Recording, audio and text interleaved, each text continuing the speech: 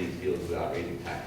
Well, we have been working very hard to address the health professional shortage that includes doctors. One of our first goals was to develop our full-fledged 4-year medical school, which we finally were able to attain. Why? Because the statistics show that if you train doctors in a particular area, a lot of them stay in that area. We need to produce more doctors, more nurses, and so forth. And we are now working, as Joe Pickett said, to expand the medical school. The Chancellor for Texas Tech indicated a few months ago that we need to develop it into a full-fledged health science center. I am very supportive of that. I think that will be one of the top issues for me along with education. It fits in with the higher education issues that we need to address, because by expanding the healthcare services here, not only do you provide access to healthcare to our community, you provide more jobs, opportunities for you young folks, and at the same time, you have a tremendous impact on the El Paso economy. So we are doing everything we can to close that shortage of healthcare professionals. Thank you. Each candidate has 1 minute closing statement and then 3 questions from the public. You have 1 minute closing. Okay.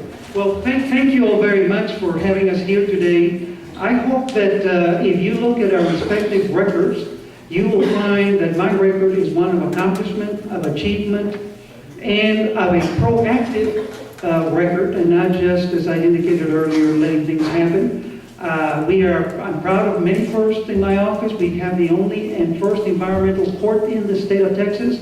We did the Colonia legislation back in 1995 to require water and sewer. We passed the first ethics legislation.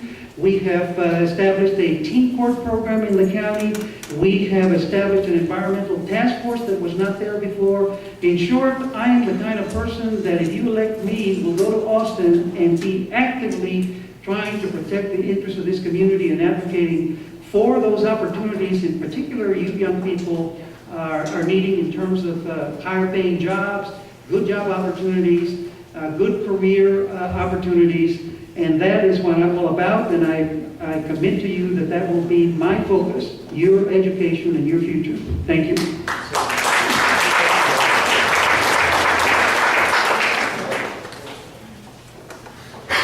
Again, my name is Dan Chavez, and I'm running for State Senator, District 29. The reason you should vote for me is because I have the business experience. I've been out there in the field. These companies out there that want to come to the El Paso market ask serious questions. They'll ask you, what's the break-even point in El Paso then? And I can tell them what the break-even point is. Break-even point is basically where you produce after that point it's costing you more to produce additional units than before. You got to be able to understand what the business lingo is in order to bring companies into the El Paso area. I understand that. As an educator, I also know what's important for education. So my track record, where it's at, it's all over the world, because I've traveled all over the world.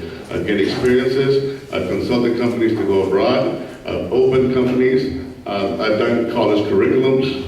So my education and my forte is well-rounded. Okay, so please select the best candidate that can get jobs to El Paso and improve our graduation rates and help El Paso's economy. Thank you.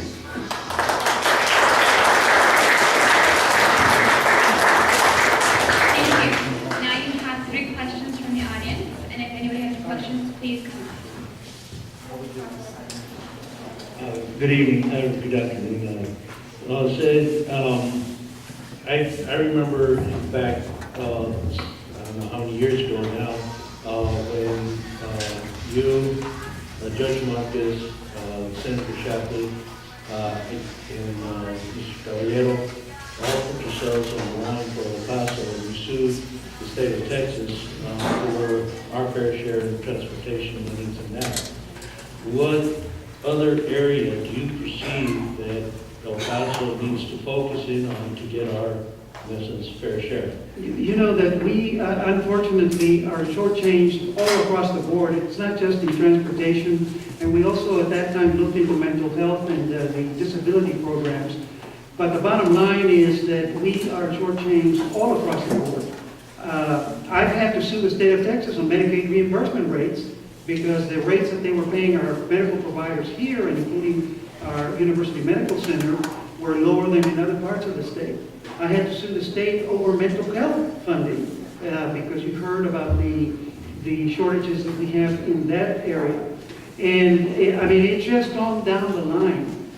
What we need in Austin is a strong voice, a strong advocate, someone who is not afraid to challenge the state on any of these issues. And I think I have a proven track record of having done that, not just talking about it.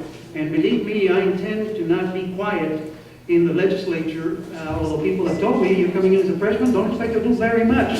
You know what? I got some news for some folks. I think that all of us as elected officials have a responsibility to be strong advocates for El Paso.